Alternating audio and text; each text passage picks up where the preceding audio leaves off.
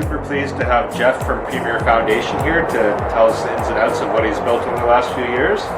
And from first-hand experience, we've been really enjoying the foundation. So Jeff, thanks for coming down to talk with us. And we'll shoot away here and do a quick question for you, which is, how did you get into the bee world and get started down this path here? Well, Todd, thanks for having me to Port Hope. I appreciate it. How did Premier Bee start? Well, it's kind of an interesting story. Before I started Premier Bee, I owned a large power sports dealership in Sioux Falls, South Dakota. Some customers that were key customers of mine at the power sports dealership owned a big group of car dealerships, and they came to me and wanted to buy my dealership. They wanted to expand into power sports, and that kind of went back and forth for about a year. And finally, they made it too good of a deal for me to say no, so at a young age, I was retired. And that lasted about 6 months, drove me nuts not having anything to do. And so me and a couple of my buddies were sitting in my basement bar one night, having a few beers. And one of the buddies is a plastics engineer. He's done plastic stuff his entire life, molds and machining molds, things of that nature. And he goes, well, you should come up with something to make out of plastic, and we'll figure out how to do it, and then you and my other business partner would have something to do. And so we thought, okay, we want to have a company where it's just probably me and Brad, my other business partner, and maybe one employee. And it's got to be something out of plastic. Well, that's kind of a big window, really. And anyway, we kind of stumbled across, because of a beekeeper we knew, talking to him. We were talking to him, and he goes, well, you guys should make plastic foundation. And it's like, well, what's that? Because we weren't beekeepers. We didn't have any experience whatsoever in the bee industry. Fresh set of eyes. Total fresh set of eyes, naive eyes coming in. And it kind of got me interested, though, in looking at it, because from college I was a biology major, years and years ago. I liked the science behind bees. It's always been kind of interesting. Never been a beekeeper, though. So we started looking at plastic foundation, and I started studying it. And that really is how Premier got started, when we looked at it and figured out that there may be some things that could be done different with plastic foundation that hadn't been done yet, because plastic foundation hadn't changed since it was probably the 1993 time frame when it kind of came out. It was still the same. Nobody had done anything with it to advance it. Yeah, so what I found really interesting from our talks was kind of the thought process and the amount of time you went through to actually get down and figure out how to measure the cells. And do you want to talk a little bit about where you went and got the expertise to figure out what cells you should have on a full sheet? Sure. And how you figured that out? Well, okay. When I started doing the initial research into plastic foundation, everybody talks about the size of their cell. It's always 5.2 or 5.3 millimeters or 5.1 millimeters or 4.9 millimeters. Well, I'm trying to learn, and so I get my micrometer out. I'm trying to figure out, are they measuring the cell up and down, or are they measuring it across? Well, I measured sheet after sheet of everybody's foundation, and I couldn't get one measurement to come out to what they said they were. So I started calling a lot of people in the academic community. I actually called all the existing manufacturers at that point in time and got to their head people. And they all told me the same thing, from the academic crowd to the manufacturing crowd, is everybody measured 10 cells and then divided the number by 10, and that's how they came up with how big their cells were. But to me, that fresh set of eyes you just mentioned, that didn't make any sense, because if you measure across 10 cells and divide by 10, that also has 11 cell walls in it. And I wanted to know, what's the size just across one cell, the bee's living space? What's that size supposed to be? And that's kind of how we started looking at foundation. And me and my business partners and my plastics engineer friend thought, there might be something to this if we could figure out what size the bees build in nature and figure out how to give them that size. Because what had been done up to this point in time, the manufacturers had something was close, and they tried to come up with a way to manufacture it that was easy and make the bees like it. And we did the opposite. We let the bees tell us what size to make, and then we had to figure out how to make it, because you couldn't do it with the same way that the other people had been manufacturing their foundation up to that point in time. And one of the big things was the cell wall thickness, Yes. and taking that into account, which was what intrigued me about your foundation. And that's what I was about to ask and answer my own question. But what sets your foundation apart then? What is the main differences if someone buys a Premier and a competitor's foundation to you? Well, what we did was we studied natural comb, and there's not a lot of Winnie the Pooh trees out there to get true natural comb from. So what we did was we studied top bar hive comb. And we got samples one summer. We got samples from all across the United States of top bar hive comb. We took them into the lab at Augustana University in Sioux Falls, where I live, and put them underneath high-resolution microscope and started measuring natural comb to find out what the dimensions of an individual cell were. And we also measured how thick those cell walls were. And what we found, Todd, is really interesting, is that the cell wall in nature is 36% thinner than what the existing manufacturers had manufactured. And my friend that was the plastics engineer, he knew that they had to manufacture theirs with a thicker cell wall because of their manufacturing technique of when that came out of the mold, if it was still warm, if it was thin like Mother Nature wants it to be, that cell wall would ripple and lose its shape. So we had to figure out a way to manufacture the cell with the size that Mother Nature wanted, and the cell wall being really thin but yet hold its shape. And that's kind of what we figured out how to do. That's how we came up with a better mousetrap. And one other little thing I think that was very exciting to the people that I've been talking to Premier about is the amount of brood per frame. And maybe talk about that for a second. If you look at the size of our cell, actually is just a little bit bigger. Just one individual cell across one cell is a little bit bigger than everybody else's.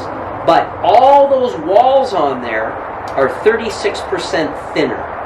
And when you take those walls and thin them up on an entire deep sheet, you end up getting, depends who you compare it to, anywhere from 6 to 10% more cells per sheet, which is a huge deal for the bees and the beekeepers. 20 frames in a double colony and add that much extra per frame. Yeah, it's absolutely huge. Well, I look at it, okay, if you're running 10 frames in a hive and you've got 10% more cells on it, all of a sudden you really have 11 frames in a 10-frame hive. Yeah. But you don't have to pay any more to get the 11 frames. Exactly. All right, so that's exciting. What about testimonials from people that have skin in the game? Let's put it that way. Okay. So beekeepers that their livelihood depends on foundation and it being drawn properly, which we've experienced firsthand.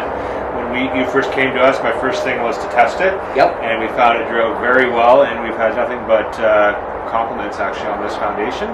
So why don't we hear a little bit about who you took it to for testing and how that worked out? Well, I'm from Sioux Falls, South Dakota. We're down in the Dakotas, which in the United States, that's kind of the heart of bee country.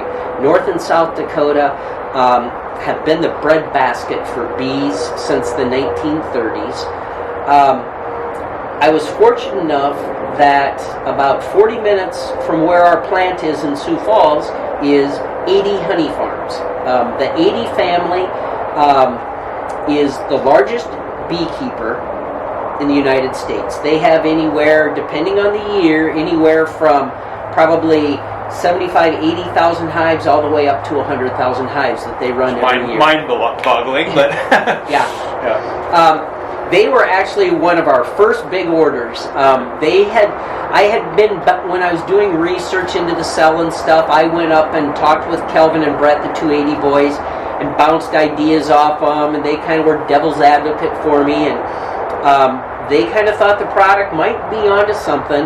And I'm thinking, oh great, they're going to order some from me, my first order. Well, they ordered a whole semi-load of it was my first order, and so I'm like, oh my gosh, now I got to figure out how to make all this stuff. Yeah. So 80s have been proponents, really good customers of mine. Plus, I could go list 100 other of the big commercial beekeepers in the United States that are in the Dakotas, because I just kind of hop in my truck and drive around summertime, go meet them, and they're some of the nicest people in the world. See their operations. So we really keyed in on the commercial market from the Dakotas. Yeah. But all the guys in the Dakotas, they all have their winter bee yards down around the Gulf Coast or out in California. So then it's kind of spread down there as well. Yeah. The thing has just kind of taken off. Beginning of this, I told you it's something that me, my business partner Brad, we wanted to have one employee, and that was just going to be a little something to keep us out of our wives' hair, basically. Not anymore. And it's turned into a big business. We built 2 factories in the last 3 years. We've got, I think, 38 employees that we run 24/7, 4 days a week.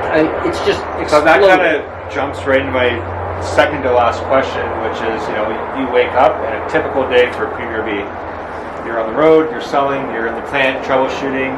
A typical day at Premier Bee, I guess, I don't know, I hope I don't offend anybody, but most days it seems like it's kind of a shit show. There's so much going on. Yeah. What a typical day is just, I've got, every day I start with a legal pad of, okay, I got to get all this done today, I need to call these people, I got to get this done, do this, and before you know it, you turn around and it's 5:30 in the evening and you got maybe one thing crossed off on your list, because it's like, I don't know where the days go. I think that's anyone that's involved in beekeeping, right from beekeeper to anyone that's involved in the bee industry. That's you got to take that for April, May, and June up here, anyways. So yeah, it's a typical day. I guess some days, I don't know, the movie Wizard of Oz. At the end of the movie, you get to see the wizard behind the screen. Yeah. Some days that's kind of the way it is at Premier too. I wish I could sit here and go, oh, everything is always smooth and goes great. And the days where it is smooth and goes great feel really good. But there's a lot of days where it's like, oh my gosh, I guess you just deal with whatever they throw at you every day. Yeah. Okay, I was about to ask for a final question, like next and exciting things, but then I realized one thing of interest that we kind of skipped over was your process for waxing, and a little bit about how you wax and where the wax is sourced and things like that. Yep. Well, one of the big things with Plastic Foundation is the wax that's applied to it to stimulate the bees to want to draw it out. At first, back in the late 80s, 90s, when Plastic Foundation came out, they didn't put wax on it. They had problems getting the bees to draw it out. They figured out if you put some wax on it, the bees would draw it out then. And in the industry, our competitors, over the last probably 8 years, have started coming out with different wax levels where they'll put more wax on and give it a different name, and more wax on and give that a different name. And in my research, when I was talking to a lot of the people in the academic community in the United States, kind of the thought leaders from the bee academic community at the universities, many of the thought leaders told me they were not convinced that it was the volume of wax that went on. They were convinced it was the quality of the wax that went on that stimulates the bees. And so with that in mind, I started researching wax, and lo and behold, about an hour from Sioux Falls is the largest and oldest beeswax rendering facility in the United States. If you've ever heard of A.H. Meyer and Sons, absolutely, yeah. It's the Meyer family. So when I was doing the research and stuff, I just hopped in my truck, drove up, and it's Ken, JB, and Melissa are the 3 that are running it now. They're 5th generation. Nicest people in the world. They took me under their wing. I knew nothing about wax, and they have taught me everything I know. I learned from the Meyer family. Learned from the best in the industry. Yep. And because they were so good to me, The only wax we use is A.H. Meyer capping wax that's been fully rendered with Meyer's technique for rendering waxes. I've never had a drop of anybody else's wax in my facility. We get the best wax that the Meyers have. I use anywhere from 2,000 to 4,000 pounds a week is what we're using. And I can't thank the Meyers enough. I wouldn't be here today if it weren't for the Meyer family. And I think they need to change the name, though, because Melissa is involved, so it should be A.H. Meyer and Sons and Daughter now. They have not put in daughter on the end of the company. All right, finally, new, next, and exciting things for Premier B. Well, we've got some stuff in the works. I think January is going to be a very exciting time in the bee world in North America. That's all I can say about that right now. Yeah, we're going to be very excited to have you back and hear all about it. Yep. All right, thank you very much. Thanks, Todd. For your time. Yep, thanks for having me. I appreciate it. Perfect. Thank you.